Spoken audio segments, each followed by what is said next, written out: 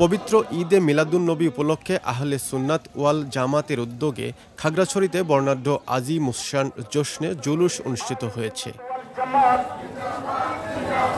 আজ সকাল ৯টায় খাগড়াছড়ি কেন্দ্রীয় ঈদগাহ ময়দানে সংক্ষিপ্ত আলোচনা ও বিশেষ মোনাজাতের মধ্য দিয়ে দিনের প্রথম কার্যক্রম শুরু হয়।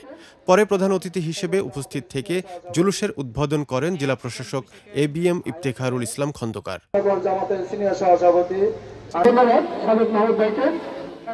বর্ণাঢ্য র্যালিটি শহরের গুরুত্বপূর্ণ সড়ক প্রদক্ষিণ করে পৌরসভা ঈদগাহ মাঠে গিয়ে শেষ হয়। এতে বিভিন্ন শ্রেণী পেশার মানুষ ও ধর্মপ্রাণ মুসল্লিরা ব্যানার, ফেস্টুন ও স্লোগান নিয়ে অংশগ্রহণ করেন। অনুষ্ঠানে আহলে সুন্নাত ওয়াল জামাত খাগড়াছড়ি আহ্বায়ক কমিটির সভাপতি আবু তাহের আনসারি, সেক্রেটারি মোহাম্মদ সাজ্জাদ মাহমুদ, খাগড়াছড়ি কেন্দ্রীয় জামে মসজিদের খতিব মাওলানা সালাউদ্দিন আল কাদেরি, আলহাজ মাওলানা মুফতি আব্দুন নবী হাক্কানি সহ শত শত মুসল্লি উপস্থিত ছিলেন। মাহে রবিউল আউয়াল উপলক্ষে আয়োজিত এ জশ্নে জুলুসে খাগড়াছড়ি জুড়ে সৃষ্টি হয় এক উৎসবমুখর পরিবেশ।